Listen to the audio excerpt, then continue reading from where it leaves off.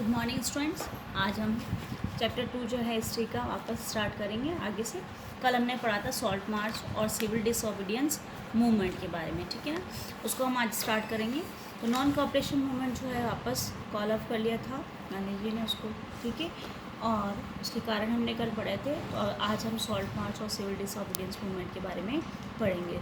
तो सॉल्ट जो है एक पावरफुल सिंबल था यूनाइट करने की, यानी एकता के रूप में, इसको एक सिंबल के रूप में गांधी जी ने इसको यूटिलाइज किया। तो एक सिंबल के रूप में था। 31 जनवरी 1930 की हम बात कर रहे हैं, ठीक है। गांधी जी ने जो है वाइसरॉय इरविन को एक लेटर दिया, ठीक है, भिजवाया। उसमें 11 डिमांड्स रखी गई थी, ठीक है। 11 डिमांड्स थी, उसमें से जो है all were included from peasants to industrialist, यानी सभी लोगों को गांधी जी छोटे से छोटे किसान से लेकर के बड़े बड़े इंडस्ट्रियलिस्ट तक की जो डिमांड्स थी वो उसमें इंक्लूड करके 11 मांगे उन्होंने वहाँ पे उनको लिख करके भेजी, ठीक है। इसमें इम्पॉर्टेंट ये था, सबसे इम्पॉर्टेंट चीज़ थी कि एबोलिश हो जाए, यानी सॉल्ट टैक्स है उसको जो ख़त्म कर दिया जाए, नमक कानून जो उसको ख़त्म कर दिया जाए, ठीक है। तो ये डिमांड्स उन्होंने रखी गई थी, ये एक अल्टीमेटम के रूप में था, ठीक है। Later was an ultimatum by 11 March. अगर ये मांगे, ये डिमांड्स 11 मांगे नहीं मानी गई तो गांधी जी जो है लॉन्च करेंगे किसको, सिविल डिसओबीडियंस मूवमेंट या सविनय अवज्ञा आंदोलन, ठीक है। तो ये गांधी जी ने जो जब ये पहले से ही एक अल्टीमेटम उनको दे दिया, भाई आप ये 11 मांग जो है हमारी वो डिमांड्स मान लीजिए, अगर नहीं मानते तो हम ये शुरू कर देंगे मूवमेंट, ठीक है। तो 11 मार्च को जो है वो लॉन्च करते हैं सविनय अवज्ञा आंदोलन या सिविल डिसओबीडियंस मूवमेंट। 78 जो उनके पार्टिसिपेंट्स होते हैं वॉलंटियरली इनके साथ में होते हैं गांधी जी के। 240 माइल्स जो है वो चलते हैं पैदल, और साबरमती आश्रम से लेकर के दांडी तक की ये यात्रा जो है वो होती है। इसमें से आपसे कोई क्वेश्चंस भी पूछ जा सकते हैं कि कितने वॉलंटियर्स थे, कितने माइल्स उन्होंने जो दूरी जो है चले थे वो पैदल, और कहाँ से कहाँ तक। तो साबरमती आश्रम टू दांडी तक, ठीक है। तो ये आपके लोकेट करने के लिए भी आ सकता है, ठीक है। नेक्स्ट है आपके कितने डेज, 24 डेज का भी अगर क्वेश्चन आता है तो आप बता सकते हो, और एक दिन में वो 10 माइल जो है वो चलते थे पैदल, ठीक है। वो वहाँ पे जो है दांडी जो पहुँचे थे तो वो 6 अप्रैल डेट थी उस समय, ठीक है। और वहाँ पे जाकर के उन्होंने वॉलेट करा, जो नमक कानून था उसको तोड़ा वहाँ के जाकर के, और नया तोड़ा किस तरीके से, एक नया उन्होंने क्या करा, जो समुद्र पानी को जो है समुद्र के पानी उसी वाटर को जो है बॉईल करके उन्होंने सॉल्ट बनाना शुरुआत करी, यानी अब जो है वो खुद का खुद ही प्रोड्यूस करेंगे, ठीक है। तो ये था कैसे उन्होंने स्टार्टिंग करी, ठीक है। सॉल्ट जो उन्होंने तोड़ा और सॉल्ट मार्च की हम जो बात करें, ठीक है। उसके बाद अगर हम देखें तो नॉन कोऑपरेशन जो है वो इसमें इंक्लूडेड था, और ब्रेक करना यानी जो कानून थे वो इसमें इंक्लूडेड था, यानी आप जो ब्रिटिशर्स है उनके जो हैं आप लॉज कानून को नहीं मानना, उनको तोड़ने हैं, उनको रिफ्यूज़ करना है, ठीक है। रिफ्यूज़ करने हैं, आपके रेवेन्यू टैक्सेस वगैरह जो है उसको भी नहीं पे करना है। वायलेटेड फॉरेस्ट लॉज, जो आपके फॉरेस्ट में एंट्री करने के लिए मना किया गया था, उनको उन कानून को भी उनको नहीं मानना है, ठीक है। Government started arresting leaders, demonstrations in Peshawar. Abdul Ghaffar Khan was arrested in April 1930, सबसे इम्पॉर्टेंट थे ये। तो ये लीडर के रूप में जो पेशावर में इनको जो है जब अरेस्ट कर लिया गया था तो लोगों ने और प्रोटेस्ट करना शुरू करा, क्योंकि वो नहीं चाहते थे कि इस तरीके से इनको अरेस्ट कर लिया जाए, और लोग जो है डेमोन्स्ट्रेशन यानी प्रदर्शन करने लगे, और वो चाहते नहीं थे इस तरीके से ये सब चीज़ें धीरे धीरे ख़त्म होने लगी, इसलिए वो चाहते थे कि ये सारी उनकी डिमांड्स मान ली जाए, पर गवर्नमेंट और जो है रिप्रेसिव अपने एक्टिविटीज़ जो है लागू कर देती है, ठीक है। 1 month later Gandhi ji was arrested, 1 महीने बाद जो है गांधी जी भी अरेस्ट हो जाते हैं, ठीक है। उनको भी गिरफ्तार कर लिया जाता है। गवर्नमेंट स्टार्टेड ब्रूटल रिप्रेशन, मैंने अभी बताया आपको कि गवर्नमेंट जो है आपके दबाव डालती हैं और लोगों को जो है इन सब चीज़ों को ख़त्म कर देती है, मारना शुरू कर देती है लोगों को, लेडीज़ को, चिल्ड्रन, जितने भी लोग होते हैं, और जितने भी आपके सत्याग्रहीज होते हैं उनको अटैक करती है, उन पर उनको अरेस्ट करके जेल में डाल देती है। तो इस तरीके से ये हुआ कि जब उन्होंने कानून वगैरह तोड़ना शुरू करा, सविनय अवज्ञा आंदोलन शुरू हुआ, तो उस समय जो है इस तरीके से जो है विद्रोह होने लगे। Again call off movement, Gandhi ji ने इस मूवमेंट को भी वापस ले लिया, ठीक है। अब यहाँ पे गांधी इरविन पैक्ट समझौता जो होता है वो 5 मार्च 1931 की बात कर रहे हैं। आपको डेट्स पूछ सकते हैं, ठीक है, तो ये लर्न करने पड़ेंगे आपको। 5 मार्च 1931 वो यहाँ पे जो पहली जो आपके राउंड टेबल कॉन्फ्रेंस होती है उसमें पार्टिसिपेट नहीं करते हैं हम लोग इंडिया से, ठीक है। तो यहाँ पे भी पार्टिसिपेट करते हैं लंदन में गांधी जी जहाँ पे जाते हैं, ठीक है। Government agree to release prisoners, यहाँ पे गवर्नमेंट जो है एग्री हो जाती है, कुछ जो हमारे जो गए थे वहाँ पे जेल में लोग, हमारे लीडर्स वगैरह, तो उनको वो फ्री करने के लिए मान जाती है। दिसंबर 1931 में गांधी जी जो है लंदन जाते हैं। Negotiations broke down, return back, उनको जो है कोई भी जो है वहाँ पे अच्छा रिजल्ट नहीं मिला मीटिंग में, और कोई भी समझौता नहीं हुआ और सब कुछ ख़त्म हो गया। और गवर्नमेंट और ज़्यादा है, जो गवर्नमेंट की जो नीतियाँ थी वो और रिप्रेसिव होने लगी। बैक वो वापस आए। गफ्फार खान और जवाहरलाल नेहरू जो थे इस समय, जब गांधी जी आए तो वो जेल में थे दोनों।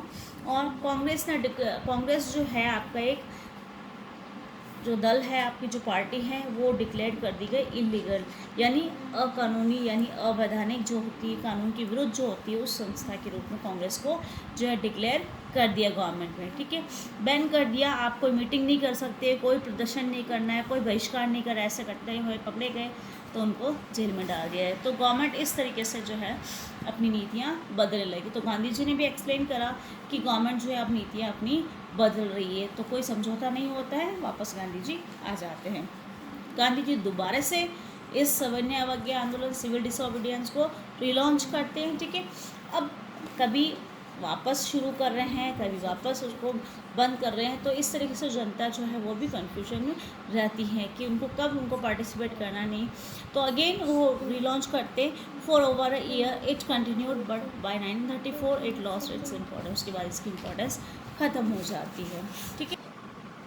अब हम पढ़ेंगे कि कैसे जो पार्टिसिपेंट्स होते हैं इस मूवमेंट को देखते हैं। तो डिफरेंट सोशल ग्रुप्स होते हैं आपके, सबके नोशंस अलग अलग होते हैं। जैसे आपने फर्स्ट चैप्टर में पढ़ा था कि यूरोपियन वहाँ पे कंट्रीज़ में जो है किस तरीके से लोग जो है अलग अलग नोशंस होते हैं उनके नेशनल्स के। तो हमारे यहाँ पे भी बहुत सारे सोशल ग्रुप्स थे। तो उसमें से पहले हम रिच पीसेंट्स जो थे, कम्युनिटीज़ थी हमारे यहाँ पर, उसकी बात करेंगे। जैसे आपके पाटीदार जो थे गुजरात के और जाट थे यूपी के, वो बहुत एक्टिव थे, ठीक है, क्योंकि उनके पास बहुत सारी कैश क्रॉप्स वो उगाते थे, तो उनका कोई इतना इफ़ेक्ट नहीं पड़ता। लेकिन जैसे ही कैश इनकम उनकी ख़त्म हो जाती है, कम हो जाती है, तब उनको डिफ़िकल्टी होती है उनको टैक्स पे करने के लिए। तो वो लोग भी स्ट्रगल करते हैं अपने हाई रेवेन्यू के लिए, ठीक है।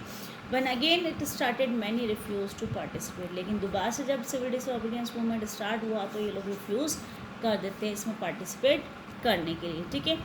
नेक्स्ट है आपके पुअर पीजेंट्स जो होते हैं, उसमें जो रिलेशंस होते हैं इनके कांग्रेस के साथ में, उसकी अनसर्टेनिटी है। बिजनेस क्लास का आपके इम्पॉर्टेंट क्वेश्चन बनता है यहाँ पे कि कौन कौन लोगों ने किस तरीके से अपना योगदान दिया इस समय, ठीक है।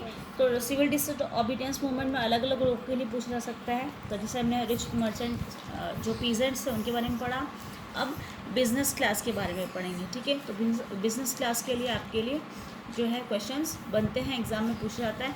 फर्स्ट वर्ल्ड वॉर की बात करें तो उस समय जो है ये लोग बिज़नेस क्लास जो है बहुत पावरफुल थी उस समय, ठीक है। रिएक्ट कर रहे थे वो लोग भी ब्रिटिशर्स पॉलिसीज़ के ख़िलाफ़, ठीक है। रेस्ट्रिक्शंस जो थे बिज़नेस एक्टिविटीज़ पे, उसके ख़िलाफ़ ये लोग बिजनेसमैन जो है ब्रिटिशर्स का विरोध करते थे। प्रोटेक्शन जो है वो लोग चाहते थे against the import of foreign goods, foreign exchange जो होता था उसका रेशियो को, जो कंट्रोल जो गवर्नमेंट का है इम्पोर्ट पे फॉरेन गुड्स का, तो उसके लिए वो प्रोटेक्शन चाहते थे, ठीक है। और उसके लिए उन्होंने क्या करा, इस प्रोटेक्शन के लिए उन्होंने एक फॉर्मेशन करा, Indian industrial and commercial Congress बनाई, उसको फॉर्म करा, उसकी स्थापना करी 1920 में। ये भी क्वेश्चन बनता। और फ़िकी जो है 1927 में भी स्थापना की गई, ये भी पूछा था फ़िकी का आपको जो है फुल फॉर्म भी आना चाहिए, federation of the Indian chamber of commerce and industries, ठीक है। कब हुआ फॉर्मेशन, उन दोनों का आपको पूछा जा सकता है एग्ज़ाम में, और इसका फुल फॉर्म भी आपको लर्न होना चाहिए। नेक्स्ट हम पढ़ेंगे प्रोमिनेंट जो इम्पोर्टेंट आपके इंडस्ट्रियलिस्ट थे, जैसे पुरुषोत्तम दास, ठाकुर दास और जीडी बिरला, ठीक है। इन दोनों के लिए आपको नाम से भी पूछा जाता है कि कैसे उन्होंने किया। तो ये जब वो भी अटैक करते हैं आपके कॉलोनियल जो आपके कंट्रोल है उसकी वजह से। और वो चाहते थे ये उन्होंने यहाँ पे जो फाइनेंशियल जो सपोर्ट करा उन्होंने यहाँ पे सिविल डिसऑबिडियंस के समय, आंदोलन के समय अपना फाइनेंशियल असिस्टेंस दिया, सहयोग दिया। और उन्होंने रिफ्यूज़ कर दिया आपको कोई भी जो है जो इम्पोर्टेड गुड्स है उनको जो है यूटिलाइज़ नहीं करना है, ना तो ख़रीदना है ना ही बेचना है, ठीक है। यानी अपनी स्वदेशी चीज़ों को ही आपको यूटिलाइज़ करना है। आफ्टर राउंड टेबल कॉन्फ्रेंस दे वर वरीड। राउंड टेबल कॉन्फ्रेंस के बाद जैसे ही उनको पता चला कि कुछ डिसीजंस नहीं हुए तो वो लोग जो है उनको टेंशन होने लगी, इनको चिंता होने लगी कि आगे क्या होगा, ठीक है। नेक्स्ट है आपके इसमें से कुछ वर्कर्स जो है वो दूर थे इस सब चीज़ों से, लेकिन कुछ उसमें से जो है फॉरेन गुड्स को बॉयकॉट करते, बहिष्कार करते, जो लो वेजेस होते हैं उनकी कम तनख्वाह, और जो इंडस्ट्रीज़ जो होती, फैक्ट्रीज जो होती है उसमें पुअर लोग जो होते हैं वर्किंग कंडीशन उनकी बहुत पुअर होती है, इसके लिए वो स्ट्राइक वगैरह करते हैं, ठीक है। तो ये है कि अलग अलग लोगों ने किस तरीके से इसमें सिविल डिसऑबिडियंस में अपना सहयोग दिया, ठीक है। तो एग्ज़ाम में आपको पूछा सकता है, तो आपको इसी तरीके से आंसर देना हो। विमेन के लिए भी आता है कि विमेन जो है वो भी पार्टिसिपेट करती, many women participated in civil disobedience movement, ठीक है।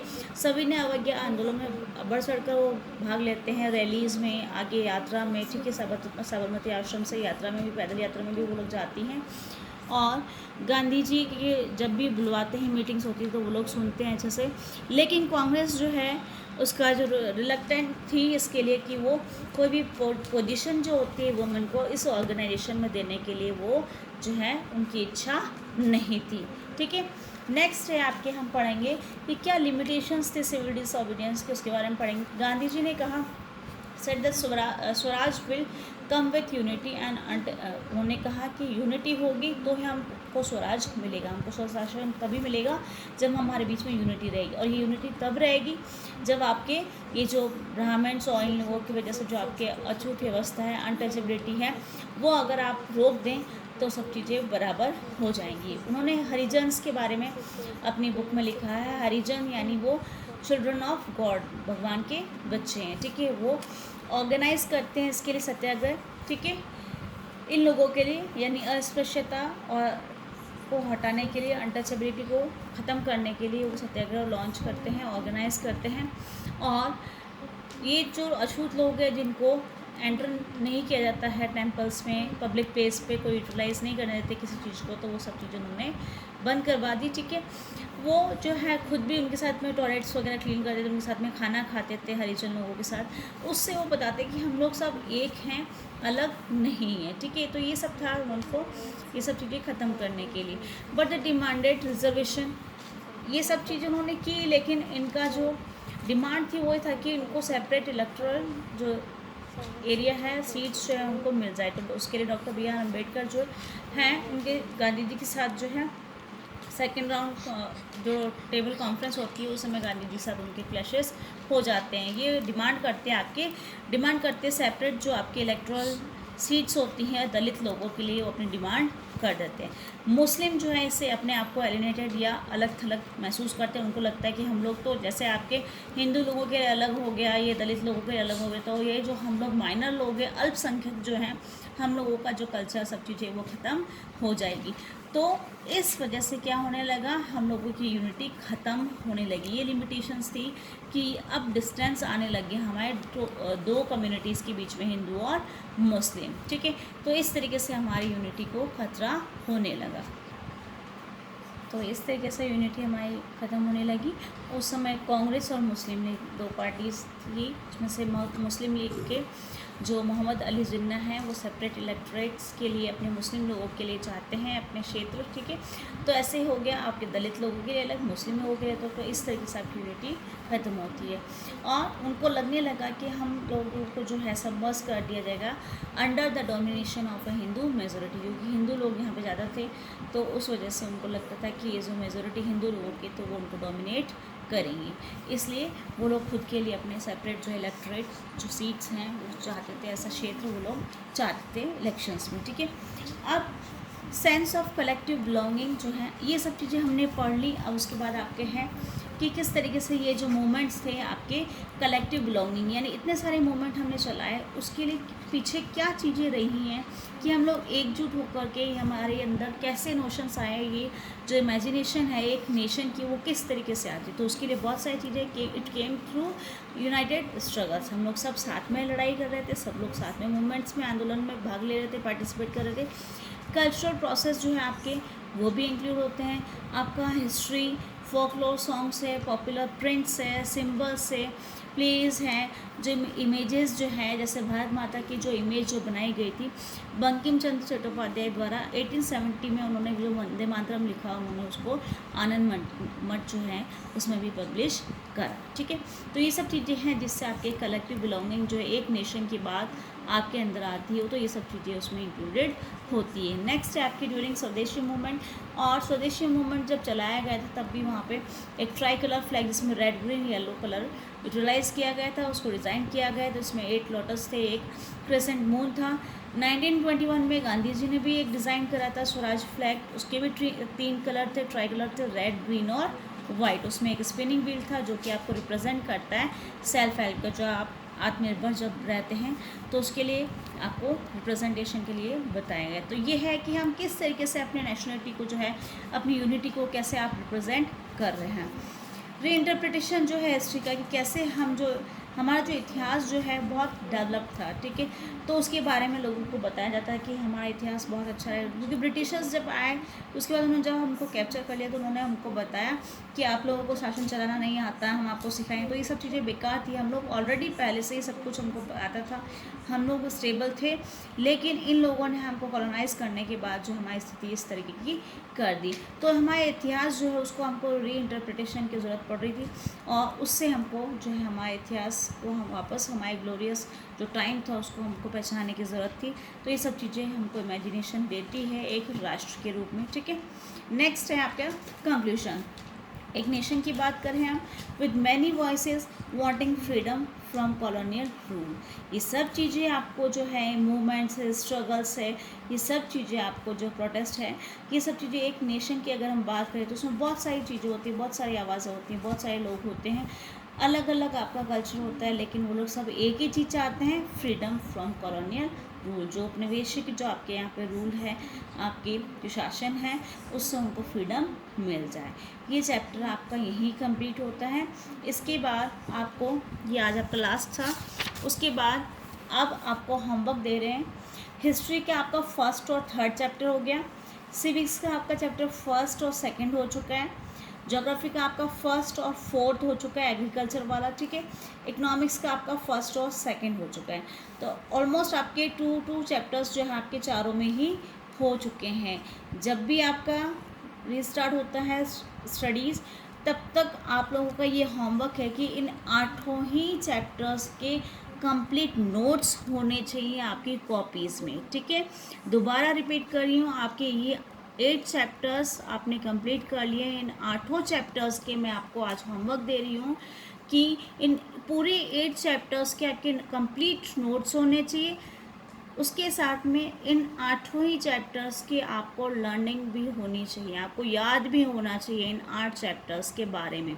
ये नहीं कि आपने बुक उठाई और कुछ भी नोट्स लिख करके दे दिए। ठीक है, नोट्स बनाने का पर्पस आपका यही होना चाहिए कि आप नोट्स बनाते बनाते जो है इम्पोर्टेंट क्वेश्चंस हैं उनको लर्न भी करते जाएं, उनको समझें किस तरीके से। दोबारा से कह रही हूँ, आपको समझ के लर्न भी करना है प्लस नोट्स भी बनाने, ताकि आपके जब भी सीटी स्टार्ट हो जाए तो आपको कोई प्रॉब्लम ना हो। ठीक है, क्योंकि ये 10th है, बोर्ड क्लास में आपको मार्क्स जाते हैं, तो इसके लिए आपको अभी से तैयारी कर लेनी चाहिए। ठीक है, तो 8 chapters we are completed almost, और 8 चैप्टर्स आपको नोट्स प्लस आपको लर्न भी करना है। ये आपका हॉलीडेज़ का होमवर्क भी है। ठीक है।